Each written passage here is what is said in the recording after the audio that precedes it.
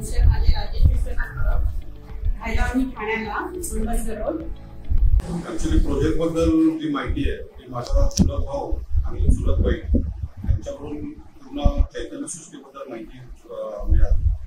त्यांनी स्वतः प्रत्यक्षात लॉकडाऊनच्या पिरियडमध्ये प्रत्यक्षात त्यांनी येऊन साईट आणि व्हिजिट केले होते आणि त्यांनी नंतर मग मला युट्यूबचा त्यांचा जो चैतन्य सृष्टीचा जो प्रोजेक्ट आहे तो मी बघितला आणि त्या बेसिसवर त्यांनी इन्व्हेस्टमेंट केली होती. म्हणून मग मी प्रोजेक्टच्या साईटवर न येता मी त्या युट्यूबच्या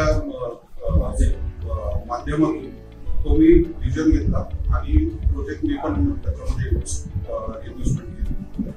रत्नागिरीमध्ये एक तर विषय हा होता की कोकणात आपलं स्वतःचं घर असावं हा एक मेन उद्देश होता. आणि रत्नागिरी कसं आहे सिटी म्हटलं तर सिटीचा पण आपल्याला कन्व्हिनियन्स मिळतोय आणि त्याचबरोबर जे लोकेशन आहे चैतन्य सृष्टीचं तिथे एक आजूबाजूचं जे सराउंडिंग आहे ते थोडं इंटिरियर सिटी मधून असल्यामुळे त्याचा जो गावाचा जो फील आहे तो एकदम अप्रतिम आहे.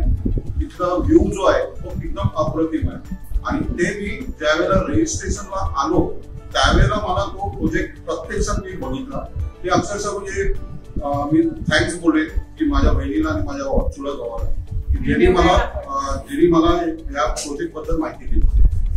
राहिला प्रश्न कन्स्ट्रक्शन आहे.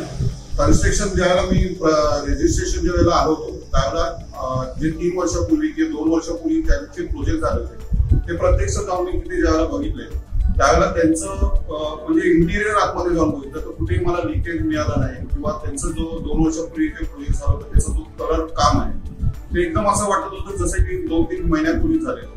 तर ते जास्त अपिलिंग होतं आणि त्या दृष्टिकोनातून त्यावेळेला असं वाटलं की खरोखर आपण इन्व्हेस्टमेंट जे केले ते एकदम प्रॉपर राईट ठिकाणी इन्व्हेस्टमेंट केली आणि कुठेतरी सार्थक झालेलं आहे. म्हणजे कुठलं तरी स्वप्न जे कधीतरी पाहिलं होतं की स्वतःचा एक बंगलो असावा आजूबाजूला थोडीफार झाडं लावण्यासाठी जागा असावी ती इथे प्रत्यक्षात मला साकार झाली.